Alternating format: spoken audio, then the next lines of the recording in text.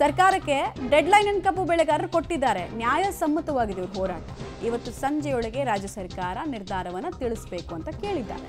ಇಲ್ಲದೇ ಇದ್ರೆ 50 ಲಕ್ಷ ರೈತರು ಸರ್ಕಾರದ ಹಣೆ ಬರಹವನ್ನು ಬರಿತೀವಿ ನಾವು ಅಂತ ಹೇಳ್ತಿದ್ದಾರೆ. ನಾವು ಶಾಂತಿಯುತವಾಗಿ ಹೋರಾಟವನ್ನು ಮಾಡ್ತಾ ಇದ್ದೀವಿ. ಸರ್ಕಾರ ಸಂಜೆಯೊಳಗೆ ನಿರ್ಧಾರವನ್ನು ತಿಳಿಸದೇ ಇದ್ರೆ ನಾಳೆ ನಮ್ಗೆ ಏನು ಮಾಡಬೇಕಂತ ಗೊತ್ತಿದೆ. ಹಸಿರು ಶಾಲೆ ನಮ್ಮ ಅಸ್ತ್ರ, ನಮಗೆ ಯಾವುದೇ ಬಂದೂಕುಗಳು ಕೂಡ ಬೇಡ. ಹೀಗಂತ ಸರ್ಕಾರಕ್ಕೆ ರೈತ ಸಂಘದ ರಾಜ್ಯಾಧ್ಯಕ್ಷ ಚುನ್ನಪ್ಪ ಅವರು ಆಗ್ರಹಿಸ್ತಾ ಇದ್ದಾರೆ, ಡಿಮ್ಯಾಂಡ್ ಮಾಡ್ತಿದ್ದಾರೆ.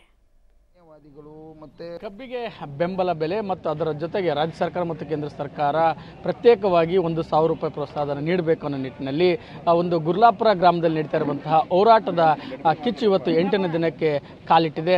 ಈ ಬಗ್ಗೆ ಮಾತನಾಡಲು ರಾಜ್ಯಾಧ್ಯಕ್ಷರು ನಮ್ಮ ಜೊತೆ ಇದ್ದಾರೆ, ಅವ್ರನ್ನ ಮಾತಾಡಿಸ್ತೋಗೋಣ. ಸರ್, ಇವತ್ತು 8ನೇ ದಿನದ ಹೋರಾಟ ಯಾವ ರೀತಿಯಾಗಿರುತ್ತೆ?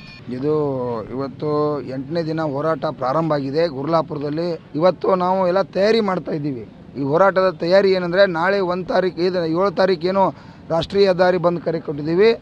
ಇದು ರಾಜ್ಯದಲ್ಲಿ ಇರ್ತಕ್ಕಂಥ 50 ಲಕ್ಷಕ್ಕಿಂತ ಮೇಲ್ಪಟ್ಟ ಎಲ್ಲ ರೈತರ ಪರ ಚಿಂತಕರು, ನ್ಯಾಯವಾದಿಗಳು ಮತ್ತು ದಲಿತ ಪರ ಸಂಘಟನೆಗಳು, ಕನ್ನಡ ಪರ ಸಂಘಟನೆಗಳು, ಇವತ್ತು ಅನ್ನದ ಬದಲು ಗೌರವ ಇರ್ತಕ್ಕಂಥ ಎಲ್ಲ ಜನಾಂಗ ಇವತ್ತು ಬೀದಿಗೆ ಬರ್ತಾ ಇದ್ದಾರೆ. ಯಾಕಂದರೆ 8 ದಿವಸದಿಂದ ಇವತ್ತು ಬೀದಿಗೆ ಕೂತರು ಸರ್ಕಾರ ನಿನ್ನೆ ಬಂದು ಭೇಟಿಗೈತಿ.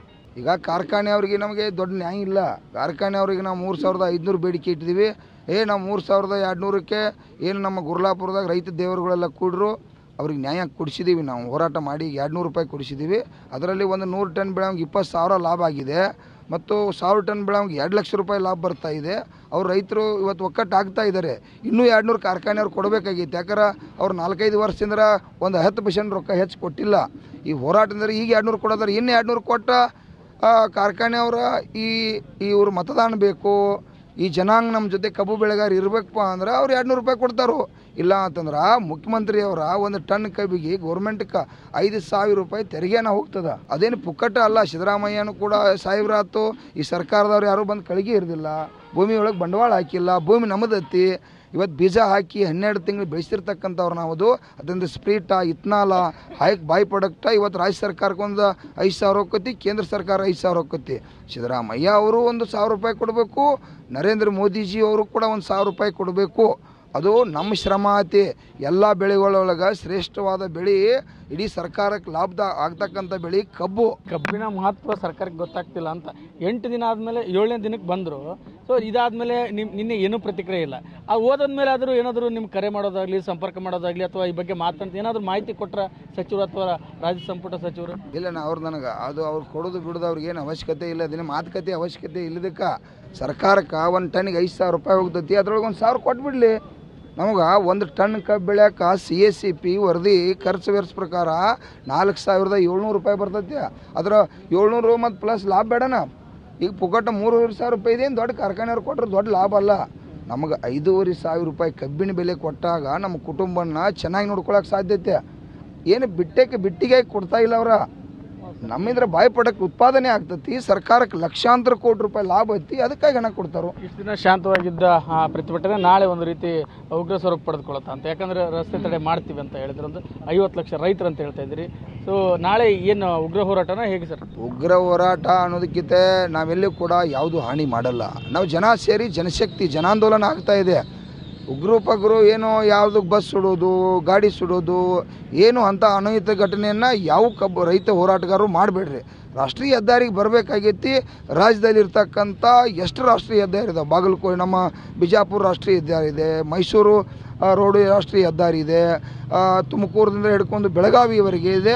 ಆ ಎಲ್ಲ ಹೆದ್ದಾರಿ ಒಳಗೆ ಬಂದು ಸಿದ್ದರಾಮಯ್ಯ ಅವರಿಗೆ, ನರೇಂದ್ರ ಮೋದಿಜಿ ಅವರಿಗೆ ನೀವೊಂದು 1,000 ಕೊಡ್ರಪ್ಪ, ನೀವೊಂದು 1,000 ರೊಕ್ಕ ಕೊಟ್ಟು ಕಬ್ಬು ಬೆಳೆಗಾರನ ಕಾಪಾಡ್ರಪ್ಪ ಅಂತೇಳಿ ಹೇಳುವಂಥ ಕೆಲಸವನ್ನು ಇವತ್ತು ನಾಡಿನ ಜನ ತಾವೆಲ್ಲ ಮಾಡಿ ಅನ್ನದಾತರನ್ನು ಕಾಪಾಡಿ ಎಲ್ಲ ರೈತಪರ ಸಂಘಟನೆಗಳು, ರೈತಪರ ಚಿಂತಕರು ಮತ್ತು ಮಾಜಿ ಸೈನಿಕರು, ನ್ಯಾಯವಾದಿಗಳು ವಿಶೇಷವಾಗಿ, ಯಾಕಂದ್ರೆ ಅವರು ಕೂಡ ನಮಗೆ ಭಾಳ ಬೃಹತ್ ಬೆಂಬಲ ಕೊಡ್ತಾ ಇದ್ದಾರೆ. ಹೋರಾಟ ಯಾಕಂತಂದ್ರೆ ನಿನ್ನೆ ಒಂದು ಮಾತು ಹೇಳಿದೆ, ನಿಮಗೆ ಗೊತ್ತಿರಬೇಕು, ಅದು ವೈರಲ್ ಆಗ್ತಿದೆ ನಿಮ್ಮ ಮಾತು, ಬಂದೂಕ್ ಹಿಡ್ಕೊಂಡ್ ಬನ್ನಿ ಅಂತ. ಸರಿ, ಯಾವ ಸಂದರ್ಭದಲ್ಲಿ ಹೇಳಿದ್ರು? ಅಣ್ಣ, ನಾನು ಬಂದೂಕ್ ಅಂದ್ರೆ ಏನಿದೆ ಗೊತ್ತಾ? ಇದಕ್ಕೆ ನಾವು ಬಂದೂಕ್ ಅಂತೀವಿ. ರೈತರಿಗೂ ಇದು ಬಂದೂಕ್ ಯಾಕಂದ್ರೆ ನಮ್ಮ ನಂಜನ ಸ್ವಾಮಿ ಅವರು ನಮ್ಗೊಂದು ಶಕ್ತಿ ಕೊಟ್ಟು ಹೋಗಿದ್ದಾರೆ.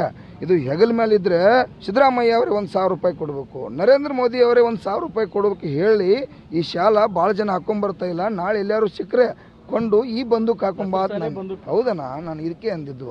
ಅದು ತಪ್ಪು, ಅವ್ರು ಮಾಹಿತಿ ಕೊಟ್ಟಿದ್ದಾರೆ, ನಾನು ಹೊಳ್ಳಿ ರೀಚಾರ್ಜ್ ಆಗಿ ಹೇಳಿದ್ದೀನಿ, ಏನು ತೊಂದರೆ ಇಲ್ಲ. ಹಾಗೆ ಇರೋದೇ ಮಿಸ್ಟೇಕ್ ಆಗ್ತವೆ. ಯಾಕಂದರೆ ನಂದು ಈ ರೈತರ ಜೊತೆ ನಮ್ಮದು ಒಂದು ಅಡ್ನಾಡ್ ಭಾಷೆ ಇದೆ, ಅದು ಸ್ವಲ್ಪ ನಿಮಗೆ ಕನ್ಫ್ಯೂಸ್ ಆಗ್ಬೋದು, ಏನು ತೊಂದರೆ ಇಲ್ಲ. ಶಾಂತಿಯಿಂದ ಮಾಡ್ತೀವಿ.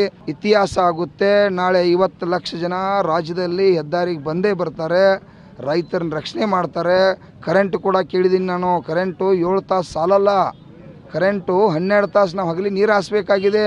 ನೀವೆಲ್ಲ ರಾತ್ರಿ ನಿದ್ದೆ ಮಾಡೋದಾ? ನಾವು ಹಗಲಿ ನೀವು ರಾತ್ರಿ ನೀರು ಹಾಸೋದು, ನೀವು ಹಗಲಿ ನಿದ್ದೆ ಮಾಡೋದು? ಹಾಗಿಲ್ಲ, ನಾವು ಹಗಲಿನೇ ನೀರು ಹಾಸ್ತೀವಿ, ರಾತ್ರಿ ನಮ್ಮ ಹೆಂಡರು ಮಕ್ಕಳು ನಮ್ಮ ಬದುಕಿನ ಜೊತೆ ನಾವು ಚೆನ್ನಾಗಿರ್ತೀವಿ. ಮುಖ್ಯಮಂತ್ರಿ ಅವರೇ ಇದಕ್ಕೆ ಲಕ್ಷ್ಯ ಕೊಡಿ. ಡೆಡ್ಲೈನ್ ಕೊಟ್ಟಿದ್ದೀರಿ ಸರ್, 8 ಗಂಟೆ ಒಳಗೆ ಅವ್ರಿಗೆ ಬಿಟ್ಟು ಕೊಡಿಸಿದೆ. ಅವ್ರದ್ದೇ ನಾನು ಸರ್ಕಾರ ಚಿಂತನೆ ಮಾಡಿಲ್ಲ. ಸರ್ಕಾರ ಅವರಿಗೆ ರೈತರ ಮೇಲೆ ಗೌರವ ಇದ್ರೆ ಮಾಡ್ತಾರೆ, ಮಾಡಲಿಲ್ಲ ಅಂದರೆ ಅವ್ರು ಅನಿವಾರ್ಯ ನಾಳೆ 50 ಲಕ್ಷ ಜನ ಬರೀತಾರೆ. ಅದು ನನಗೆ ಸಂಬಂಧ ಇಲ್ಲ.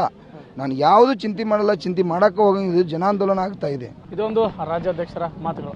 ಕ್ಯಾಮರಾಮನ್ ನಾನಗೌಡ ಜೊತೆ ಸುನಿಲ್ ಪಾಟೀಲ್, ಪಬ್ಲಿಕ್ ಟಿವಿ, ಬೆಳಗಾವಿ.